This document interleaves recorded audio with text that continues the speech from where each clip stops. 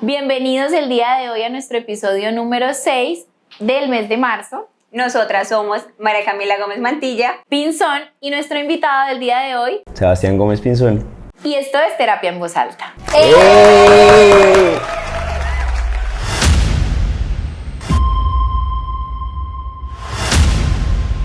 Vamos a presentar a nuestro invitado del día de hoy, que como ya lo pudieron ver es Sebastián Gómez. Le voy a hacer una breve introducción para que sepamos un poco con quién nos estamos sentando el día de hoy. Sebastián es abogado, especialista en Derecho Procesal, especialista en Responsabilidad Penal de la Empresa, magíster en Derecho con énfasis en Derecho Penal, actual doctorante en Derecho y Globalización y cuenta con experiencia de más de 7 años en el sector público. Y lo más importante, es mi hermano. Listo. Bueno, ¿cómo te sientes el día de hoy de acompañarnos en este espacio que ya te había nombrado en otros episodios? Bueno, por fin me nombraron en el podcast, gracias. Sí. Para mí es un hito estar acá, ¿sí? De verdad estoy agradecido. Estoy nervioso, pero estoy emocionado. Más lindo. Bueno, entonces, el día de hoy vamos a hablar de, no sé si podríamos decir que sea una enfermedad o algo como para prestarle atención. Como un síndrome que está tomando cada vez mayor seriedad, no significa que antes no se diera, y que está afectando mucho más a cualquier población, sea joven, sea adulta, pero que se toma o se debería tomar con mayor cuidado en las empresas. Sí me gustaría, Cami, que habláramos de por qué escogimos este tema el día de hoy. Ok. ¿Sí? Algo que nosotras hemos intentado hacer con el contenido de Pasos Gigantes, entendiendo que Terapia en Voz Alta es una extensión de Pasos Gigantes, es generar como más enganche a la hora de que ustedes que nos ven hagan parte de la selección de los temas. Ya como se pueden haber dado cuenta, en cada episodio estamos en uno solitas, en otro con invitado, en uno solitas y así sucesivamente. Y algo que hemos hecho ha sido interactuar con ustedes en historias preguntándoles de qué tema quieren que hablemos. Ya nosotras nos encargamos de buscar el invitado que consideremos que sea más elocuente para este tema. Entonces, algo que nos pidieron bastante fue hablar sobre estrés laboral. O el síndrome del trabajador quemado. El burnout. El burnout. Y lo tomamos porque, lo que les venía diciendo, es un síndrome que para muchas empresas pasa demasiado desapercibido y se normaliza demasiado. Y es algo que puede afectar a nivel personal, a nivel familiar, inclusive la motivación a nivel laboral. Así es. Entonces, queremos conocer un poco más de la trayectoria de Sebastián, de Juancho, le vamos a decir en varias ocasiones porque así le decimos siempre a Juanchito. Entonces, queremos que nos cuentes un poco de tu trayectoria, de cómo han sido como estos años. Hablamos ahorita de que cuentas con más de 7 años de experiencia, no solo como trabajador, sino también estudiando, preparándote y haciendo muchas cosas al tiempo. ¿Cómo ha sido para ti esta trayectoria y enfrentarte con los síntomas del trabajador quemado, del estrés laboral? Bueno, hay algo particular y es que yo ejerzo función pública. La función pública, como ya lo decías, la ejerzo pues desde hace 7 años, ¿sí? Llevo 7 años en esto que pues no es mucho, es una carrera realmente corta, pero pues yo tengo 27 años, entonces yo arranqué muy joven con esta vida en el sector público, que es un sector que es sumamente demandante, es un sector de gente de edad, es un sector donde la competencia es muy fuerte, donde uno entra digamos como un niño chiquito, como cuando uno entra al colegio en primaria con su morralcito de Winnie Pooh pequeñito y ve como todos los niños grandes están mirándolo a uno a ver qué le roban de la lonchera. Así se siente uno cuando entra al sector público, siente uno que se lo van a devorar en un momentico, ¿sí? Porque de una vez, o sea, no hay como ese tema de transición, sino que es haga y ejerce función pública. A la guerra y entonces es a la guerra de una vez y da miedo porque uno pues realmente está administrando justicia, está mirando temas que son delicados y a veces como que no hay esa capacitación, no entiende uno cómo asumir el reto de venga, es que usted tiene una responsabilidad que es muy grande, porque el servidor público pues es precisamente eso, alguien que le sirve al público. Y servirle al público es un tema demandante. Yo tengo que tener las capacidades y estar sumamente preparado. Por eso yo siempre he llevado mi carrera profesional de la mano de la vida académica. ¿Sí? No puedo descuidarla. Yo tengo que estar actualizado. Hay un dicho que nos dicen a nosotros los abogados y es que abogado que cada día lee menos, deja de ser menos abogado. Entonces nosotros tenemos que estar en constante capacitación. Entonces yo trato de llevar esa vida de, venga, terminé una especialización, entonces vamos a arrancar de una vez. Es que yo de hecho arranqué directamente con la maestría. O sea, yo salí y yo dije, todos mis compañeros están estudiando una especialización. Y yo dije, no, yo no quiero estudiar lo que están estudiando el resto, qué pereza. Ya hice eso con la carrera, entonces vamos a hacer algo diferente. Metámonos a algo complicado. Entonces me metí a algo complicado que fue directamente la maestría, que fue algo chistoso. Porque en la maestría, mis compañeros de maestría eran estudiantes que habían sido compañeros de mi papá incluso, porque mi papá pues curiosamente también es abogado, entonces yo llegaba al reto de estoy aquí entre los grandes y yo decía, ¿cómo hago yo para poder dar la talla?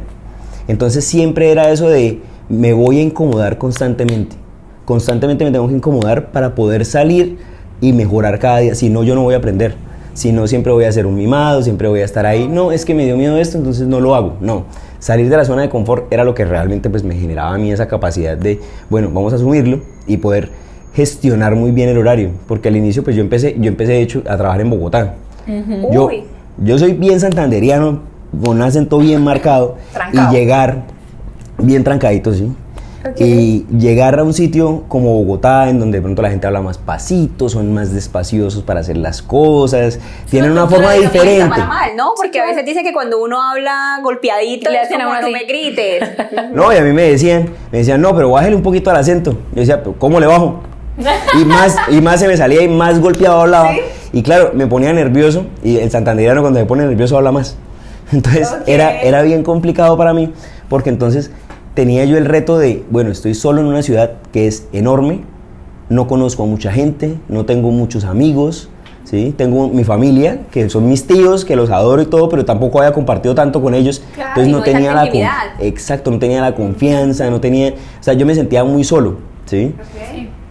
Y llegar a asumir ese reto, yo creo que me abrió mucho la visión de lo que yo quería hacer con mi carrera profesional, porque yo decía, bueno, si yo me quedo en esto, quejándome todos los días empiezo a darme latigazos de qué vida tan dura, qué vida tan difícil, no sé qué, solamente lo hago por un sueldo, digo, voy a vivir una vida miserable. Tú decías algo que a mí me captó mucho la atención, y es cuando te presentabas al inicio, era llegar al sector público como el niño con la mochilita de Winnie Pooh, sumando la competencia que hay en tu profesión y sumándole como la admiración que tiene tu padre también, y eso era como, tengo que lidiar con la presión personal de que esto no me puede quedar grande, ¿no? Entonces, ¿cómo entrabas tú como a saber en qué momento sí puedo pedir ayuda, en qué momento puedo decir, venga, esto realmente me está abordando todos mis recursos, pero sin sentir esa presión de, oiga, no quiero hacer que la gente piense que esto me está quedando grande? Porque también uno se enfrenta a eso de, tengo que demostrar que lo voy a hacer, que voy a ser capaz. Aquí hay un paréntesis grande de lo que de pronto yo he podido evidenciar. Nosotros, pues toda la vida hemos crecido juntos, vivimos juntos, siempre hemos sido roomies, el uno al lado del otro, dormimos juntos muchos años. Somos mejores amigos. Y somos mejores amigos también, eso también lo hablé en otro episodio, que somos mejores amigos. Y sí he tenido muy claro de que la crianza repercute mucho a la hora de desenvolvernos con esas habilidades sociales en sociedad, valga la redundancia. Porque siempre crecimos en una casa, yo siempre hablo de esto y digo que la palabra tenía mucho poder en nuestra casa. Como que siempre las palabras podían ser utilizadas en tu contra si no las sabías usar de una forma favorable. Entonces creo que eso nos preparó mucho para una vida o una adultez muy exigente a la hora del énfasis laboral y académico. ¿Por qué? Porque nosotros salimos y ya estaba de base esta presión funcional, digo hoy, no digo que fue súper sencilla, pero sí fue funcional de decir siempre tenemos que correr esa milla extra. Entonces creo que eso de por sí nos preparó para entornos estresantes, que no digo que sea lo sano, por eso digo que se sostenga no es sano, y puede llevarnos a ese límite o a esas esferas de tenemos que hacerlo bien. Entonces, como dice mi hermano, o sea, este concepto que él tiene me parece muy interesante porque colinda mucho con mis creencias también, y es yo no puedo vivir una vida lamentándome por las cosas que no he hecho o lamentándome por las cosas que hice y me equivoqué. Entonces, creo que eso ha sido un factor que repercute en esta transitoriedad de lidiar con la crisis, de lidiar con la presión, pero que es rígido. Exacto, y ahí rígido. Es donde viene el estrés laboral. Entonces ahí sí quiero ya escuchar a Juancho. Pues es que para eso, digamos que hay muchas estrategias que uno empieza a asumir en su vida profesional. Primero, pues la principal estrategia que yo asumí fue una estrategia muy tonta en su momento, porque yo dije, voy a ser mejor que el resto. Entonces, como el resto está estudiando especializaciones, pues yo voy a estudiar maestría, ¿sí? Y estudiando la maestría me di cuenta que es que la competencia no es con los demás, la competencia es conmigo mismo. Si yo empiezo a competir con los demás, ¿sí? Empiezo a tener una vida también otra vez miserable, lo que yo estaba evitando. Entonces dije, no puedo estar comparándome con los demás, tengo que mejorarme a mí mismo, vamos a mejorar, vamos a sacar mi mejor versión, ¿sí? Vamos a estudiar y a capacitarnos, pero no por un título que vamos a presumir ante los demás, sino por algo que realmente va a ser bueno para mí, que me va a gustar mucho. Entonces, esa fue la primera estrategia que dije, vamos a asumir una vida de competencia personal.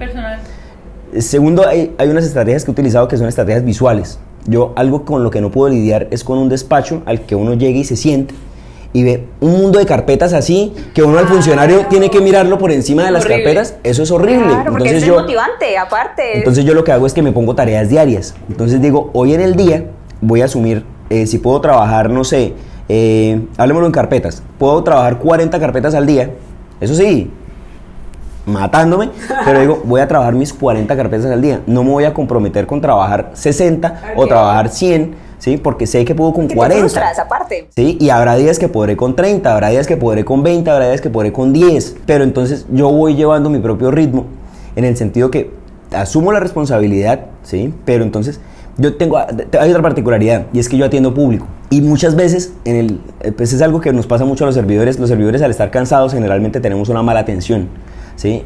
Yo siempre pienso, este es el problema de la vida de esta persona. Claro. Y él viene a contarme su tragedia. Yo puedo tener otras 30 tragedias, pero sigue siendo la tragedia de la vida. El tiempo de él. Entonces yo podré ser muy mal geniado, podré ser muy impulsivo, podré tener mis 1000 errores como persona, pero a ese señor le doy la cara más amable que puedo. O a esa señora, no hay persona que salga, ¿sí?, sin por lo menos una solución. Así no sea la solución que esperaba, pero que por lo menos diga, oiga, me sentí apoyado, me sentí ayudado. Yo creo que ustedes lo viven mucho, ¿sí? En terapia, pues yo personalmente cuando acudo a terapia, ¿sí? Porque me encanta la terapia, sí, ese tabú lo rompo. Sí, evidentemente. Actualmente estoy en un proceso, ¿sí? Pues creo que el proceso es para toda la vida, pero pues yo amo hablar con mi psicólogo, ¿sí? Porque es el momento en el que puedo llegar a contar, incluso hasta contarle los chistes que no le cuento a nadie. Lo que pasa es que con mi hermano pasaba algo, y es que a pesar de que yo escogí esta profesión, nosotros transitamos mucho tiempo en casa donde la terapia no era una opción como pacientes. Era un tabú hasta que empezamos a transitar, que yo busqué terapia porque tenía mucho estrés en su momento, y esa psicóloga que tuve, yo dije, ella tiene que atender a mi hermano. Entonces para mí... Y la amo. ¿Sí? Si Laurita, si está viendo esto, te amo. Y en ese momento yo dije, a mí me gustaría mucho que esta persona, que esta profesional que es Laura, viera a mi hermano. Me gustaría, y yo le decía a ella, yo hablaba con ella y le decía, tú tienes que conocer a mi hermano para que tengas el trauma completo. Y ahí fue cuando él se animó. ¿Y qué hice yo? Y eso también creo que fue un tip de los momentos donde más he visto mal a mi hermano anímicamente, estresado, cargado. Mi hermano tiende a somatizar mucho con irascibilidad, irritabilidad. Entonces él aprieta los puños, él se pone rojo.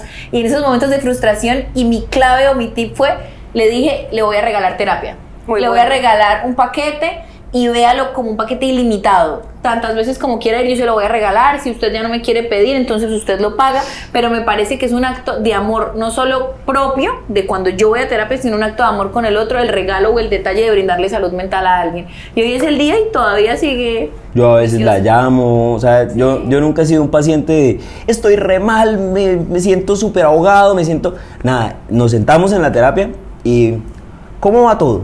Y yo le digo, bien, todo va divinamente. ¿Y eso por qué? Y empiezo a contarle y digo, pero no va tan bien, por favor,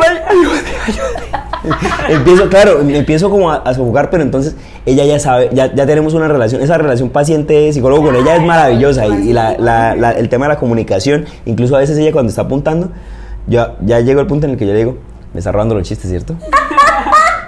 Entonces, o sea, ya ella sabe que yo a veces no soy tan serio, a veces cuando estoy hablando de los traumas lo hablo de una manera que, digamos que, como siempre decimos, mis traumas, mis chistes.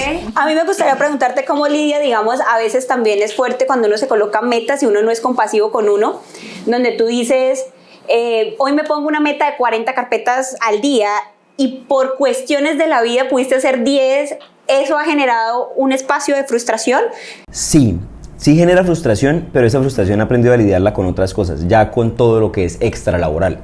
¿Sí? Muy bien. Digamos que el horario de la función pública es un horario que es de 8 horas como cualquier trabajo normal, ¿sí? Pero cuando yo salgo todavía queda mucho por hacer, queda mucho día. Entonces yo he tratado de repartir eso en muchas cosas, por lo menos mi vida de pareja es muy importante para mí, el apoyo que yo tengo en mi novia es algo fundamental, ¿sí? Ella pues me da mucho como ese, bueno, no hablamos de trabajo, dejemos eso, ese problema lo dejó usted allá en su oficinita, ¿sí? Aquí venga y hablamos de nosotros dos, ¿sí? Muy bien. Maravilloso. el gimnasio, el ejercicio. Ahora estoy adicto al pádel, o sea, me encanta el deporte. Somos padelistas. Y bueno, me encanta entonces ahora hacer pádel, me encanta hacer gimnasio ya llevo una rutina, incluso el año pasado estaba yendo todos los días a las 5 de la mañana, algo que para mí era imposible. Yo decía, esa gente que va a las 5 de la mañana está mal de la cabeza. Yo decía, no, el que está mal de la cabeza soy yo, ¿sí? Que se acuesta a las 5 de la mañana un fin de semana, ¿sí? Y cree que está bien. Entonces, tener una estructura. Y alejarme. Ser consciente de los hábitos que vas a incorporar. Y también alejarme de los malos hábitos. ¿Sí? Por lo menos este año arranqué con un proceso que para mí es súper importante y fue el dejar de fumar. Okay. ¿Sí? Y eso es algo que veo mucho en la función pública, se normaliza mucho el consumo de nicotina como una forma de sobrellevar el estrés. Por el tipo de estrés, ¿no? Cafeína. Digamos, todas las profesiones tienen diferentes métodos de afrontamiento, obviamente es adaptativo, así. Pero cuando es o sea, como un ejercicio de escritorio, se emplea mucho el cigarrillo o el azúcar, ¿sí? Sí. O ambas. Uno casi siempre ve al funcionario que está afuera de la entidad con su tintico y su cigarrillo. Sí. Y uno dice, uy, sabroso esto, el mejor desayuno que puede haber para un funcionario público es eso. Y no, yo nomás pensaba, o sea, yo los veía a ellos y yo decía, yo no quiero esa vida. Claro. Yo no quiero esa vida de estrés, de estar matándome, de estar quejándome, de estar... No, yo no quiero eso. Entonces busquemos otras estrategias, busquemos una vida chévere. Y también viéndolo a largo plazo, que hoy en día que de pronto se le presta más atención, yo creo que es por el tema de las redes sociales que se dan más a conocer estos casos. Hay una gran suma, un gran porcentaje de funcionarios públicos que padecen no solo de estrés laboral, sino que desarrollan aneurismas, accidentes cerebrovasculares. Y yo escucho, como en la casa hay tanto ambiente, sí, del sector público se escucha, no, que X persona se estresó mucho y se le durmió la mitad del cuerpo. Y mira que a la larga eso se tiende a minimizar. Hace poco, por historia familiar, a una tía le trató de dar un preinfarto. Y lo primero que le dijo el doctor fue, eso es estrés. Y eso que ella es tareas domésticas, que es otro ejercicio que se tiende a normalizar, ¿no? Y todos en mi familia era estrés. Y esto va relacionado hacia el... tan boba. Sí. Entonces, desde ahí, e inclusive en las empresas... No se habla y no se comenta, ¿no? Porque a mí me ha llegado consultantes que es, si mi jefe se enterara, o si mis compañeros se enterara, o mi líder se enterara que yo estoy en terapia, me corre. Porque automáticamente prenden. Claro, dicen, no, aquí no me sirve. Y que lo hablábamos el viernes, no, ¿cuándo lo hablamos? Estábamos hablando en un entorno social. Okay. Y dijimos, ¿cuál es el principal motivo? Sí, ya me acordé de la conversación. ¿Cuál es el principal motivo por el que las personas asisten a terapia? Sí. Y hace 4 o 5 años que empezamos era corazones rotos, por la pandemia, por rupturas. Pero a día de hoy, uno de los principales motivos para asistir a terapia es el estrés laboral. Sí. Y eso es una problemática que cada vez se va haciendo más grande, que ahora en las entrevistas laborales la primera pregunta es, ¿qué tanto toleras la frustración y el estrés? Que eso es corra de una, ¿no? Que era lo que yo te decía de ¿qué tanto usted trabaja bajo presión? Que fue algo que a mí me preguntaron. Y en su momento yo lo normalicé. Claro, y con tal de que me dieran el trabajo, yo la lidio extremadamente bien y no era... Póngame trabajo que yo le hago. Y hoy en día no era consciente de... Oiga, lo que significa decir lidio bajo presión es sacrifique su hora de familia, sacrifique su hora de pareja, sacrifique su hora personal.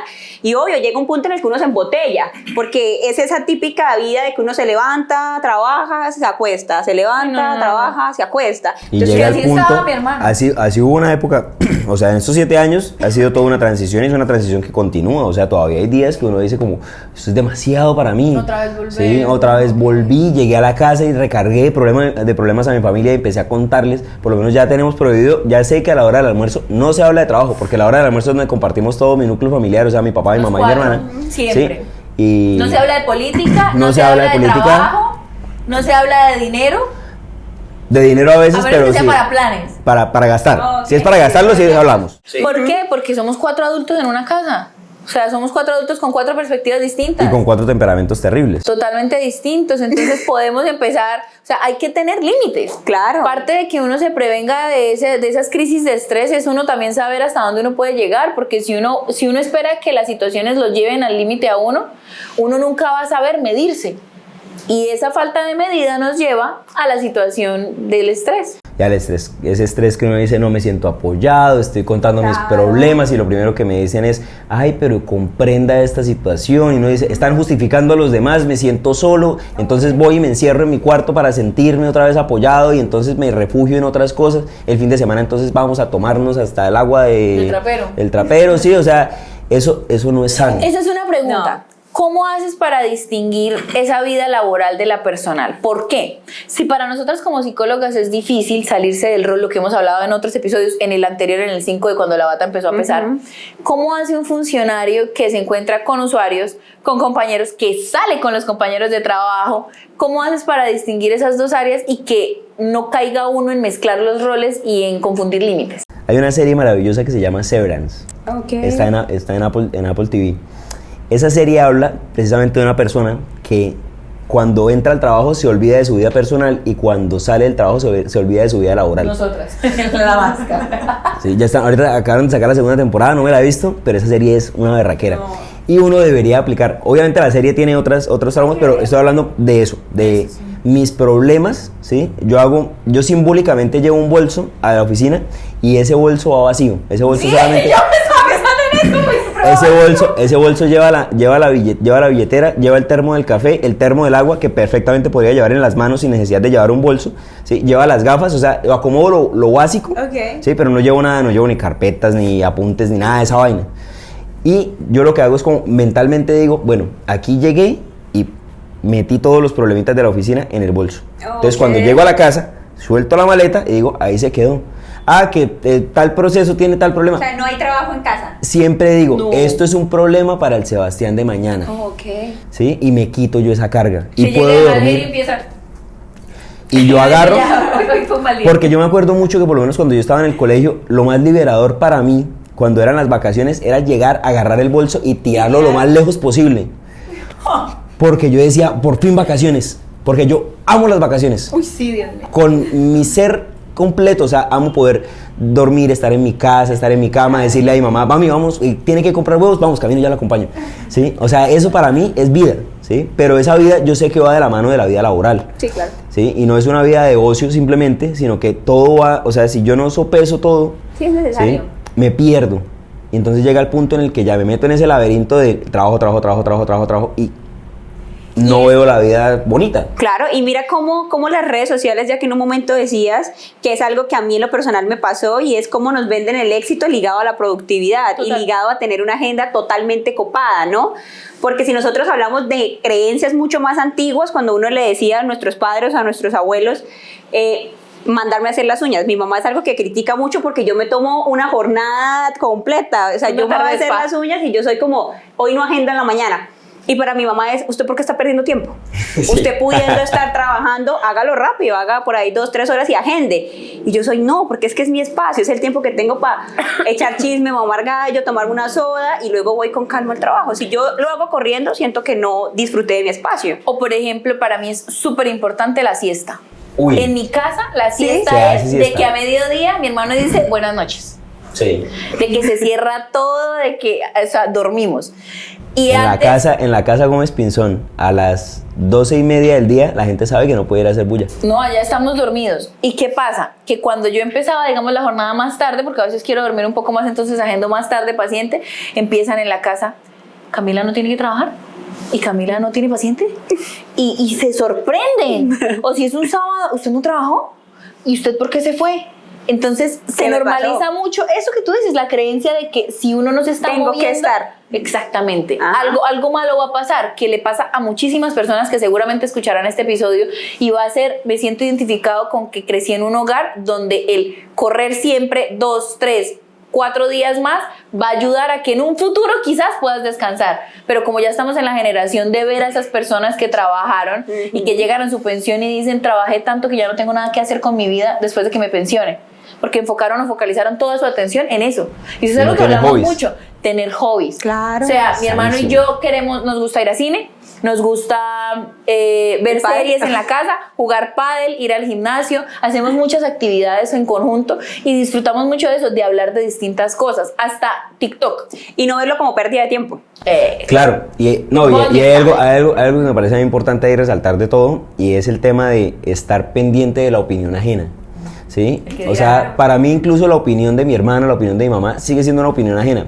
Digamos que yo primero tengo que hacer la autoconsulta, ¿sí? Ver, bueno, yo quiero esto para mi vida, ¿sí? No tengo por qué estar generando satisfacción en perspectivas ajenas, ¿sí? Entonces, por lo menos algo... Luis Cami, tú también que estás tatuada, ¿sí? Digamos en mi casa, ¿sí? Para mi mamá era un tabú, los tatuajes son de criminales y no sé qué, y yo decía, pero a mí me gustan, a mí me encantan, y yo, ¿por qué no puedo hacerlo? Y un día, precisamente en la maestría, con los compañeros que eran compañeros de mi papá, un señor, ¿sí? Bueno, era un compañero que quiero mucho, y llegó un día con un brazo todo tatuado.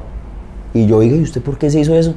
Dijo, me decía, él habla muy santandereano, habla muy chévere, me dijo, pues Pingo, yo toda la vida trabajando y nunca me di gusto en nada, entonces me lo voy a dar ahora. Y yo dije, yo no quiero esa vida, yo no quiero esperar hasta allá para darme gusto. Y es compañero mío del trabajo, es más, me pareció muy asombroso que nadie ni siquiera lo miró.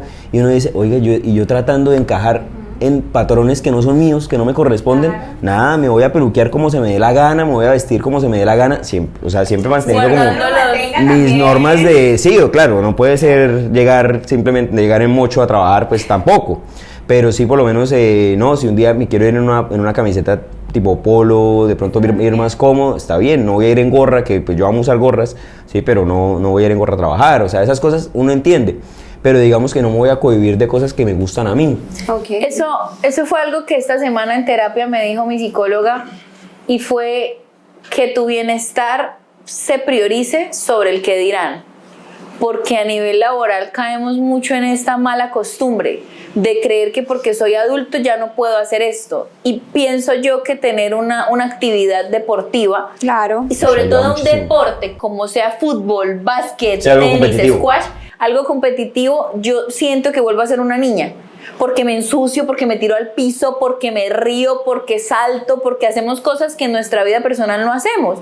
Y yo pienso que tener como ese kit de primeros auxilios emocionales, claro, nos va a salvar o nos va a proteger de que en los momentos donde nuestro trabajo no esté en nuestro 100, podamos sentir que seguimos siendo valiosos por el simple hecho de existir y de hacer cosas, claro, que disfrutamos. Y esa era una pregunta. ¿Qué le dirías a ese Sebastián que empezó con aciertos y desaciertos hace 7 años desde el desconocimiento, porque mi hermano es mayor que yo, entonces no había como una línea de, por ejemplo, yo aprendí muchas cosas de los errores de mi hermano y de los aciertos, de la vida universitaria, de la vida de posgrado, de todo ese proceso que yo ya tenía como una perspectiva más cercana, pero para mi hermano fue totalmente atípico, fue nuevo, porque él era que perseguir como su propio marcar el camino, claro. Exactamente. Entonces, ¿qué le dirías a ese Sebastián hoy de hace 7 años? ¿Qué recomendaciones le darías de hacer o de dejar de hacer? ¿Qué le diría yo al Sebastián de hace 7 años? Yo le diría, relájese, hermano. Relájese, que todo llega. O sea, no se afane, vaya paso a paso, no confíe en todo el mundo, vaya con piel de plomo, pero siempre con la cara amable, siempre con una sonrisa. Trate de tener más hobbies, más interacciones sociales, no se encierre en su mundo, sino que vaya y viva el mundo, ¿sí? Disfrute de las oportunidades, y a lo que se le presente, que usted diga que le llama la atención, hágalo. No tenga miedo, ¿sí? Porque el miedo se lo va a consumir. No viva de las opiniones ajenas, viva de su opinión personal y tome lo demás como consejo. Cuando no le llame la atención a un consejo, pues pregúntese por qué es que no le sirve ese consejo. Sí, ese consejo no me sirve porque es que de pronto viene de una fuente que no me llama la atención, de pronto no me interesa lo que me están ofreciendo, pero sí, disfrute la vida. Si usted no disfruta la vida, no tiene sentido lo que está haciendo. ¿Sí? Sirva al público, pero sirva al público pensando en usted. Claro. Piensa en uno, al final de cuentas, ¿no? Que era lo que hablábamos de aceptación y compromiso. O sea, acepte la vida que usted quiere, comprométase a trabajar en ello. Claro. Sí, prioridad. Sí, pues bueno, yo soy muy religioso, entonces para mí mi prioridad, el primero es Dios, pero segundo estoy yo. Y después viene el resto, después viene mi novia, mi familia, y todo, ¿sí? Uy, sí, yo también. No en ese orden. Yo quiero quedarte primero. No en ese orden. Sí, pero estoy hablando de todo, o sea, que todo tiene un orden y que lo más importante es siempre Dios, y para mí después yo. Ya no intentes arreglar. Continuemos. Ahorita editamos ese pedazo. Corte, no empiezas. Aquí quiero hacer como una recomendación final, y me gustaría que los tres participáramos en esto, y es, ¿qué le recomendarías o qué tips le darías a una persona que en este momento esté escuchando el episodio y diga, listo, sí soy, me siento identificada, gracias por esto, recibí tips buenos, pero aquí esta recomendación es con qué se va a ir esta persona que escucha el episodio respecto a su situación actual, donde estoy completamente segura que está sintiendo que lo que está haciendo no es suficiente? ¿Qué le diríamos? A mí me gustaría empezar con lo que me quedé, porque me dejaron algo. Por ejemplo, yo he intentado construir mi relación con el deporte y siempre lo había visto como algo que me quita tiempo para dormir y trabajar. Entonces hoy en día digo, no, o sea, ese pensamiento que tengo está errado y va precisamente a todo lo que estamos diciendo. Entonces con algo con lo que yo me quedo es priorizarme un poco más, y priorizarme implica sacar ese espacio que no es una pérdida de tiempo, sino es algo que me suma a mí. Ser mucho más consciente de los hábitos que deseo implementar. Yo me quedo con eso. Aparte de priorizarme para mí y de vivir la vida, yo creo que, bueno, me quedo con algo. Una vida organizada en el tema laboral hace que sea una vida mucho más sencilla. Entonces me organizo con mis cosas laborales, organizo tiempos, organizo todo. Pues si tengo una vida estructurada, para mí va a ser mucho más sencillo en la vida laboral. Mi vida personal no tiene que ser tan cuadriculada. Mi vida personal puede ser un poco más divertida, puedo hacer cosas, puedo hacer actividades distintas, ¿sí? No todas las actividades son sentarnos con amigos a hacer nada, sino que también podemos hacer deporte. El deporte, lo que tú decías, Cami, el deporte lo ayuda a uno a dormir mejor, el deporte lo ayuda a uno a sentirse más vital, mejor, ¿sí? Y uno saber que, bueno, estoy trabajando, pero salgo a las 4:30, 5 y sé que tengo pádel con mi hermana, ¿sí? Entonces es algo emocionante y le da a uno chispita a la vida, ¿sí? No. Mucha gente va a creer que somos re buenos jugando pádel. ¿Para cuando salga vamos a ser buenos? Quizás. ¿Sí? Esperemos que sí. No lo sé. Listo. Bien. Yo haría 2 recomendaciones finales para unificar todo el contexto de hoy. La primera es que no nos olvidemos de como esa infancia que tuvimos, o ese niño que fuimos, como decía al inicio mi hermano, de llegar a la casa, de llegar con su morralito de Winnie Pooh, como de tener esa inocencia y ese disfrute por lo que hacemos, sino pensar en que esto me conduce a algo, como tú decías con el deporte, no es solo el tiempo que me quita, que muchas personas también los ven como hasta que no me vea de X forma, no pensar tanto en esa meta, sino en ese proceso, 1. Y 2, no confundir la aceptación con resignación. Total. Porque la aceptación es comprender mi realidad y trabajar en pro a ella. Pero la resignación es quedarme en un punto muerto de mi vida donde digo, como esto no lo puedo cambiar, lo voy a dejar así, y empiezo a normalizar esa vida miserable que decía mi hermano, desde el contexto de no disfruto lo que hago y esto no va a cambiar, que es como llegan el 90% de los consultantes que padecen estrés laboral. ¿Opiniones, comentarios? Ir a terapia. Ir a terapia, cambio. Y si es con pasos gigantes, mejor aún.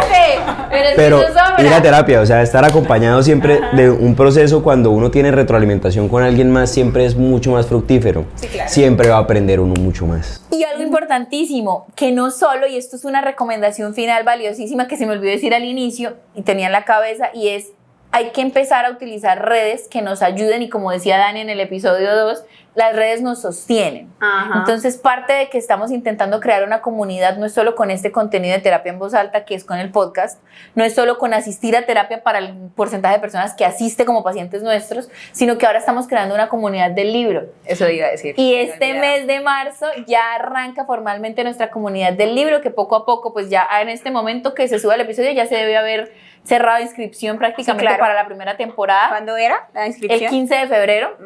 Entonces, muy seguramente ya para este momento se ha cerrado las inscripciones, y esperamos que sea un espacio no solo donde debatamos sobre literatura orientada a salud mental, sino que también encontremos una comunidad que nos permita como generar ese enganche de decir, no estoy solo en esto. Que esa es la expectativa que tenemos. Nosotras no estamos pensando tanto en hacernos millonarias con un podcast o con un club del libro, no, sino con generar una comunidad donde cada vez digan, sé que en ellas encuentro este espacio seguro. Entonces los estaremos invitando también para la segunda temporada, que ya en este momento pues ya contaremos con nuestra comunidad de la primera. Vamos a esperar cómo nos va en la segunda. Y para finalizar, queremos invitarlos a ustedes para que nos sigan en nuestras redes sociales. En Instagram salimos como @pasosgigantes_. En Facebook a Pasos de Gigante. En Spotify y YouTube. En Spotify y en YouTube, Terapia en Voz Alta. Sí. Y que yo sepa, no tenemos más, ¿no? Por lo pronto, no. Creo que el Club del Libro va a ser parte de Instagram. Vamos a ver si en algún momento crece lo suficiente para crear otro. Y queremos darle las gracias también a nuestro invitado súper especial, que me encanta que conozcan una parte más profunda de mi vida, que es mi hermano. Esperamos que les haya gustado y que nos dejen en los comentarios si quieren seguir viendo este tipo de contenido, qué otros invitados quieren, vamos a seguir o qué otros interaccionando con temas les nosotros, gustaría. o qué otros temas, quién quita que repitamos invitados, vamos a ver si te ganas ese premio. Vamos a ver. Hay temas para hablar. Hay temas para hablar. Hay temitas. Muchas hay gracias temitas. por Muchas vernos gracias. y nuestros nombres son María Camila Gómez Mantilla. Pinzón y esto es Terapia en Voz Alta. ¡Eh!